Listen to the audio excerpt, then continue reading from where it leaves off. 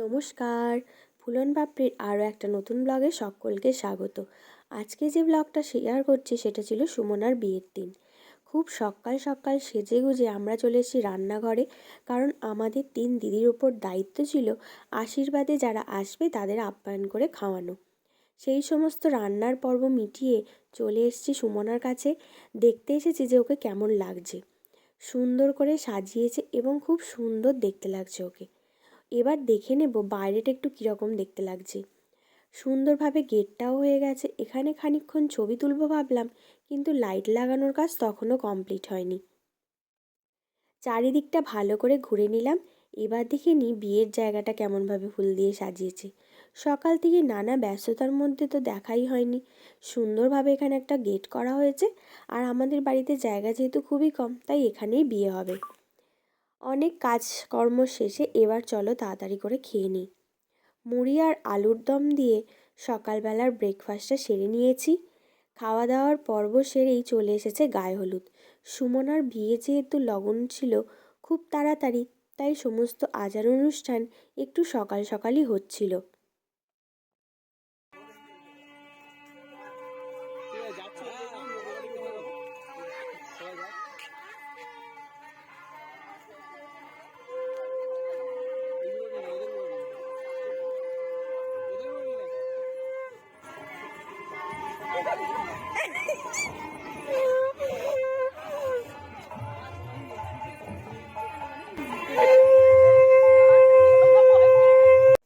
গায়ে হলুদের সমস্ত ট্রে এখানে সবাই মিলে ভালো করে সুন্দর করে সাজিয়ে রাখলাম। আর বেশ সুন্দরভাবে সাজানো গায়ে হলুদের ট্রেগুলো এসেছে। এবার সবাই মিলে একটু দেখে নিলাম। আর তারপরেই এবার তোড়জোড় চলছে গায়ে হলুদের ব্যবস্থার। এখনকার গায়ে হলুদ যেহেতু ফুল ছোড়া, হলুদ জল ছোড়া, অনেক কিছু ছবি তোলার জন্য করা হয়, তার আয়োজনও তো কম নয়। সেই সমস্ত পর্ব মিটিয়ে এবার শুরু হয়েছে আশীর্বাদ পর্ব।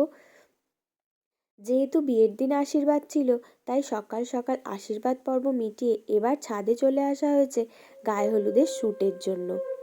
গায়ে হলুদের নানান রকম পোজ, নানান রকম শ্যুট, কনের সাথে সাথে সবার একটা আনন্দ উত্তেজনা, মজাটাই আলাদা। সবাই মিলে ছবি তুলে গায়ে হলুদ সেরে দারুণভাবে এনজয় করে খুব ভালো একটা সময় আমরা কাটিয়েছিলাম সেদিন। অনেকবার এরকমভাবে ফুল ছোড়া, অনেক রকমভাবে পোজ, সবাই মিলে খুব মজা করে গায়ে হলুদ পর্ব মেটালাম। এবার যেতে হবে পুকুরে স্নানের পর্ব সারতে। আর যেহেতু ঘর ডুবিয়েছিলাম আমি, তাই এই ঠান্ডায় একটু চিন্তা হচ্ছিল কীভাবেই পুকুরে স্নান করব। তো সব কিছুই ঠিক মতো হয়েছে। স্নান টান সেরে এবার আমরা বাড়ি চলে এসেছি।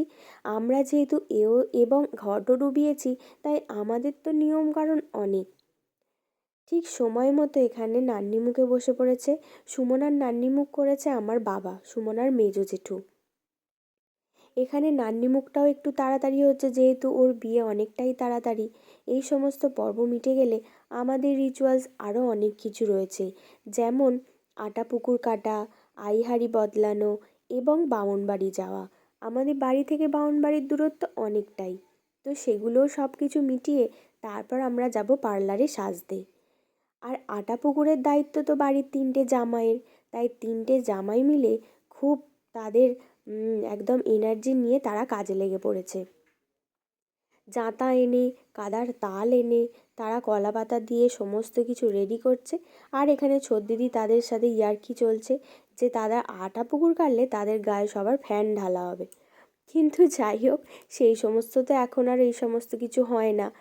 আর সেই সমস্ত পর্বও চলছে। তো চলো এবার বাকি কাজগুলো করে নিই, তারপর যাব রেডি হতে। আমরা চলে এসেছি বামনবাড়ি। আর এখানে যে সমস্ত রিচুয়ালসগুলো আছে তাড়াতাড়ি করে সেগুলো সেরে নিই।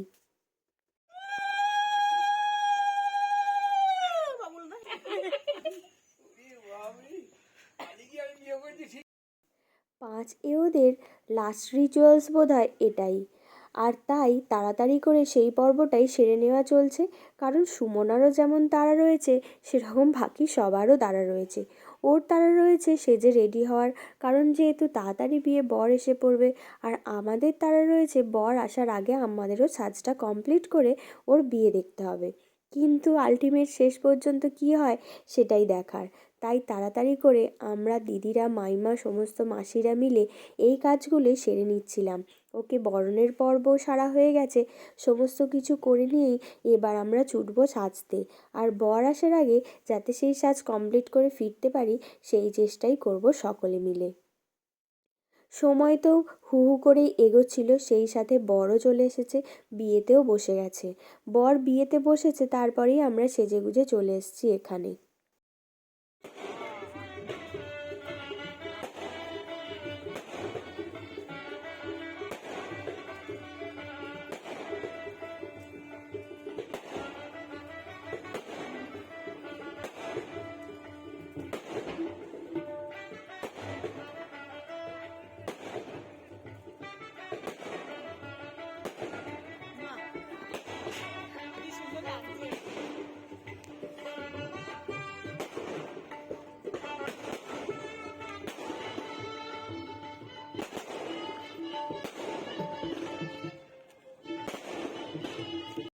অর্ধেক বিয়ের কাজ কমপ্লিট করার পর এবার বরণের পালা, আর তারপরেই শুভদৃষ্টি, মালা বদল, আরও অনেক কিছু।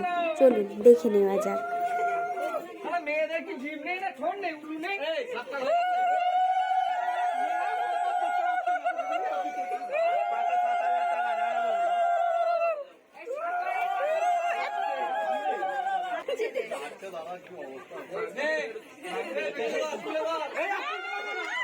আমি জানা মানুষ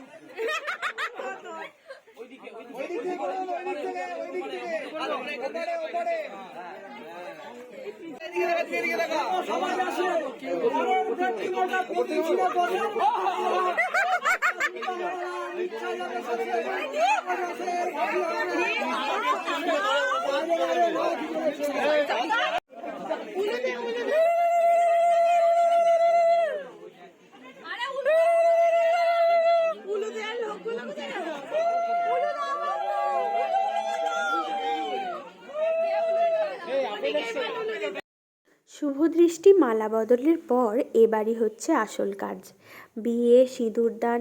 এটা তো অনেকক্ষণেরই একটা বিষয়, একটুখানি তো নয়। তাই সমস্ত কিছু সারতে সারতে অনেকক্ষণই পেরিয়ে গেছে। সিঁদুরদানও কমপ্লিট, আর সিঁদুরদান কমপ্লিট মানেই তো বিয়ে সম্পন্ন। চলুন এবার বাইরের দিকে একটু যাই, কারণ এখানে প্রচণ্ড ভিড় ছিল, তাই বাইরেটা একটুখানি ঘুরে নিলাম। আর তখন বরযাত্রীরাও প্রায় চলে এসেছে, আর এভাবেই রাত্রিটা অনেক হয়েছে, সবাই চলেও গেছে।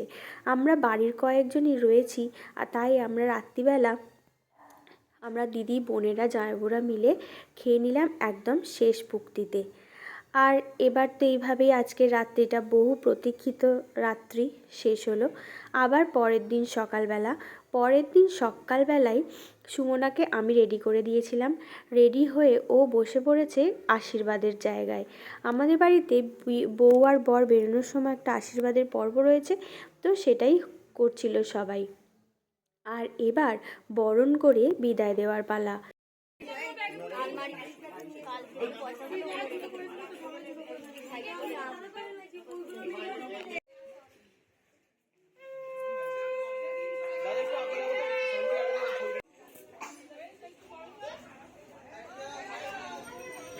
পঞ্চাননতলায় নমস্কারের পর্ব মিটিয়ে এবার ওরা গাড়িতে উঠে পড়েছে। এবার সুমনা রওনা দেবে শ্বশুরবাড়ির উদ্দেশ্যে। আর আমার ব্লগটা আমি এখানেই এবার শেষ করব।